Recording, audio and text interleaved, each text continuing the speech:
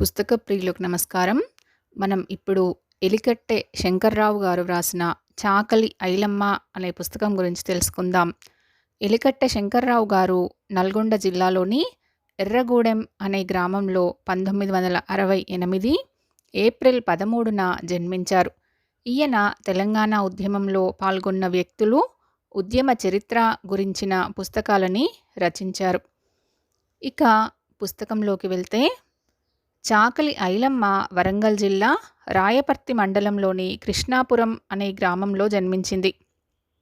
ఓరుగంటి మల్లమ్మ, సాయిలు దంపతులకు 4వ సంతానం ఐలమ్మ. ఈమెను పాలకుర్తి గ్రామానికి చెందిన చిట్యాల నరసయ్యకిచ్చి వివాహం చేశారు.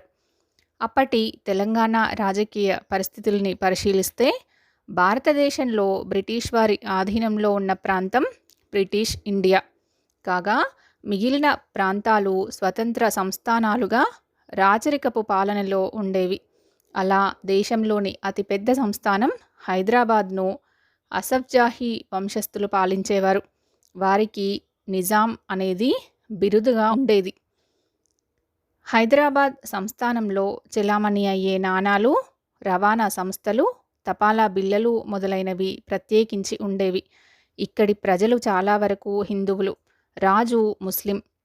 16 జిల్లాలతో కూడిన ఈ సంస్థానంలో 8 జిల్లాలు తెలంగాణ, 5 జిల్లాలు మహారాష్ట్ర, 3 జిల్లాలు కర్ణాటక ప్రాంతానికి చెందినవి. 16 జిల్లాలను 4 సుబాలుగా విభజించారు. వీటి అధిపతులను సుబేదార్లు అనేవారు. సుబాలలో ఉన్న జిల్లాలలో జిల్లాకు తాలూక్దారు అనగా కలెక్టరు అధికారిగా ఉండేవారు. నిజాంకు జిల్లాలలో ఉన్న సొంత భూభాగాన్ని సర్ఫేకాస్ అని, నవాబు బంధువుల భూభాగాల్ని పాయగా అని, ప్రభుత్వ ఆధీనంలో ఉండే భూమిని ఖల్సా అని అనేవారు. కొన్ని గ్రామాలు కలిసి ఒక జాగీరుగా, ఒక గ్రామంలోని కొంత భూమిని మక్తా అని పిలిచేవారు. ఇవి కాకుండా ప్రజల చేతుల్లో కొంత భూమి ఉండేది. చాలా వరకు భూమి లేని వారు కూడా ఉండేవారు. వారు వ్యవసాయ కూలీలుగా లేదా వృత్తి పనులు చేసుకుంటూ ఉండేవారు. భూస్వాముల చేతిలో వందల వేల ఎకరాల భూమి ఉండేది. ఒక భూస్వామి కింద కొన్ని గ్రామాలు ఉండేవి. భూస్వాములు ప్రజల అవసరానికి డబ్బు అప్పుగా ఇచ్చి మిత్తీలతో కలిపి, అంటే ఇంట్రెస్ట్ అమౌంట్తో కలిపి వసూలు చేసేవారు. ధాన్యం నాగులకిచ్చేవారు. అంటే ఒక కుండెడు ధాన్యం తీసుకుంటే తిరిగిచ్చేటప్పుడు దానికి ఇంకొంత ధాన్యం కలిపి ఇవ్వాలి అన్నమాట. ప్రజల అవసరాలు భూస్వాములపై ఆధారపడకుండా తీరేవి కాదు. అలా ఆధారపడిన ప్రజలతో వెట్టి చాకిరీ చేయించుకునేవారు భూస్వాములు. ఇంకొంతమంది భూస్వాములు ప్రజలపై రకరకాల అఘాయిత్యాలకు పాల్పడేవారు. నిజాం రాజు తన రాజ్యంలో సాగుభూమి విస్తీర్ణాన్ని పెంచుకోవడం కోసం బంజరు భూములను కాంట్రాక్టు పద్ధతిలో కొందరికి ఇచ్చాడు. వారిని ఇజారాదారు అనేవారు. ఇజారాదారు బంజరు భూమిలో ఒక చెరువును త్రవ్వించాలి. ఒక 5 నుంచి 30 ఇళ్లతో కూడిన ఊరిని ఏర్పరచాలి. 20 నుంచి 30 సంవత్సరాల పాటు ఆ ఇజారాదారు సేద్యం చేసిన భూమిపై శిస్తును కట్టాలి. గడువు పూర్తయ్యాక అతడే ఆ భూమికి పట్టాదారు అయ్యేవాడు. అతనే ఆ గ్రామానికి మాలీ పటేల్, అంటే భూమి పన్నులు వసూలు చేసే అధికారి అయ్యేవాడు. 20-30 సంవత్సరాలు కష్టపడిన కౌలు రైతులు కూలీలుగా మిగిలిపోతే ఆ ఇజారాదారు భూస్వామిగా మారేవాడు. దీంట్లో కొందరు ఇజారాదారులు ఇదివరకే ఉన్న దేశ్ముఖులు, పటేల్, పట్వారీలు కూడా ఉండేవారు. అప్పట్లో నల్గొండ జిల్లాలో గల జనగామ తాలూకా విసునూరు గ్రామంలో రాక వెంకట రామచంద్రారెడ్డి అనే అతడు ఆ ప్రాంత భూస్వామిగా ఉండేవాడు. 1938 ప్రాంతంలో ఆయన 5 ఎకరాలలో ఒక గడిని నిర్మించారు. దాని విలువ ఆ కాలంలోనే 2 లక్షల రూపాయలట. ఆయనకు 40 గ్రామాలలో దాదాపు 40,000 ఎకరాల భూమి ఉండేదట. నిజాం రాజ్యంలో తెలంగాణ ప్రాంతంలో ఉండే తెలుగువారు ఆంధ్ర జనసంఘాన్ని స్థాపించారు. 1930లో తొలి నిజాం రాష్ట్ర ఆంధ్ర మహాసభ జరిగింది. ఇది మొదట సాంస్కృతిక ఉద్యమంగా మొదలై, తర్వాత సంస్కరణ ఉద్యమంగా, తర్వాత రాజకీయ ఉద్యమంగా మారింది. తెలుగువారి కష్టసుఖాలను నిజాంకు చేర్చడానికి ఈ సభ ప్రాతినిధ్యం వహించింది. కొన్నాళ్లకు ఆంధ్ర మహాసభలో అభిప్రాయ భేదాల వల్ల చీలికలు మొదలైనాయి.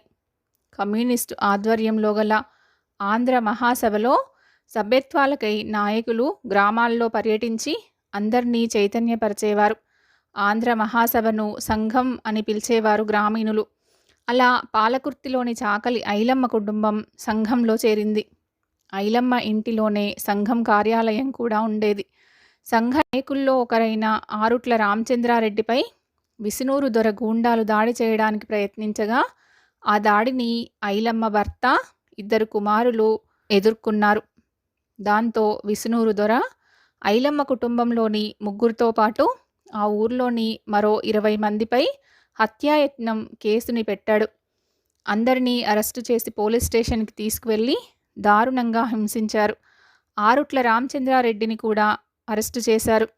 దొర గూండాలను ఎదుర్కోవడానికి ప్రజలు కర్రలను సంపాదించుకున్నారు. అలా గుత్పల సంఘం ఏర్పాటయ్యింది.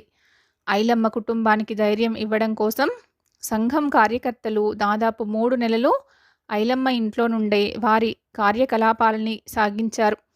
వారిలో భయం కలిగించడానికి సంఘం కార్యకర్త ఎర్రమరెడ్డి మోహన్ రెడ్డిని చంపాలి అని పథకం వేసి ఊర్లో గొడవలు చేయాలి అనుకుని కడివెండిలోని జంపాల లింగయ్య అనే వ్యక్తి ఇంటిపై రాళ్లు వేశారు దొర గూండాలు. దాన్ని ఎదుర్కోవడానికి వచ్చిన సంఘం కార్యకర్తలు గూండాలకు మధ్య జరిగిన దాడుల్లో దొడ్డి కొమరయ్య అనే 18 ఏళ్ల యువకుడు మరణించాడు. అది తెలుసుకున్న చుట్టుపక్కల గ్రామాల ప్రజలు కర్రలు ఒడసలు పట్టుకుని కడివెండికి బయలుదేరారు. డిఎస్పి కూడా 60 మంది పోలీసులతో అక్కడికి చేరుకున్నారు. కమ్యూనిస్టు నాయకులు విష్ణూరు దొరను రెచ్చగొట్టడం చేత గొడవలు జరిగాయి అని అన్నారు కొందరు. కానీ కొమరయ్య మరణం వల్ల ఉద్యమం సాయుధ పోరాటంగా మారింది. అదే రోజున నిజాం సర్కారు ఆంధ్ర మహాసభను రద్దు చేసింది. ప్రజలు చైతన్యవంతులయ్యారు. దొర గూండాలను ధైర్యంగా ఎదిరించారు. దీంతో భూస్వాములు తమ పెత్తనం, అధికారం ఎక్కడ చేజారుతుందో అని అందరూ ఒకచోట సమావేశమై ప్రజల పోరాటాలను అణిచివేయడానికి నిర్ణయించుకుని ఖర్చులకు 30,000 రూపాయలను సేకరించి విసునూరు దొరకు ఇచ్చారు. ముందుగా తన గూండాలను ఎదిరించిన ఐలమ్మ కుటుంబం కౌలుకు తీసుకున్న 4 ఎకరాల భూమిని తన పేరు మీదకి రాయించుకున్నారు విసునూరు దొర. ఆ భూమిలో పండిన పంటను స్వాధీనం చేసుకుంటామని ఆమెను బెదిరించగా 19 వడ్లు 300 రూపాయలు విసునూరు దొరకు దండగ కట్టింది ఐలమ్మ. పొలంలోని పంట కోతకు వచ్చిన సమయంలో పంటను కోయకుండా అడ్డుకున్నారు గూండాలు. కానీ ఐలమ్మ చేతిలో కొడవలతో పొలంలోకి దిగింది. తాను ప్రాణాలతో ఉండగా పంటను ఎవరికీ దక్కనీయను అన్నది. సంఘం కార్యకర్తల సహాయంతో ధాన్యం ఐలమ్మ ఇంటికి చేరుకుంది. దీంతో సంఘం నాయకులైన భీమిరెడ్డి నరసింహారెడ్డి, కట్కూరు రామచంద్రారెడ్డి, చకలం యాదగిరిరావు, నల్లు ప్రతాపరెడ్డి, దేవులపల్లి వెంకటేశ్వరరావు, కోటా వెంకటరెడ్డిలను పోలీసులు అరెస్టు చేశారు. విపరీతంగా కొట్టి గాయాలపై కారం చల్లారు. అరెస్ట్ అయిన వారి జాడ తెలియకపోవడంతో ఆరుట్ల లక్ష్మీ నరసింహారెడ్డి విసునూరు బయలుదేరారు. దారిలో గూండాలు ఆయనను అడ్డుకొని బాగా కొట్టి ఒంటిపై ఉన్న బట్టలన్నింటినీ లాక్కొని వెళ్ళిపోయారు. దీంతో ప్రజలు భయపడి సంఘానికి కొంత దూరమయ్యారు. అరెస్టు చేయబడిన ఐలమ్మ కుటుంబ సభ్యులపై గల హత్యాయత్నం కేసుపై విచారణ మొదలైంది. మొదట కేసు జనగాం కోర్టులో విచారింపబడేది. ఆ తర్వాత హైదరాబాద్కి మారింది. ఐలమ్మ వారం 15 రోజులకొకసారి విచారణకు వచ్చినప్పుడల్లా ఒక్కతే నడుచుకుంటూ జనగాం కోర్టుకి, హైదరాబాద్ కోర్టుకి తిరిగేది. సంవత్సరం తర్వాత విచారణలో దొరకు వ్యతిరేకంగా తీర్పు వచ్చింది.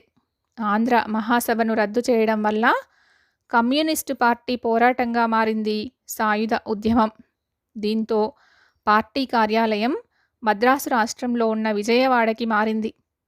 అక్కడి ఆంధ్ర వాళ్ళు భారత స్వాతంత్రం వచ్చిన తర్వాత భాషా ప్రాతిపదికన ఆంధ్రాను తెలంగాణను కలపాలి అని అనుకున్నారు. తెలంగాణ సాయుధ పోరాటాన్ని నిజాం వ్యతిరేక పోరాటంగా చూపారు. నిజాం నుంచి విముక్తి కావాలి అనుకున్నారు. దీంట్లో 2 కోణాలున్నాయి.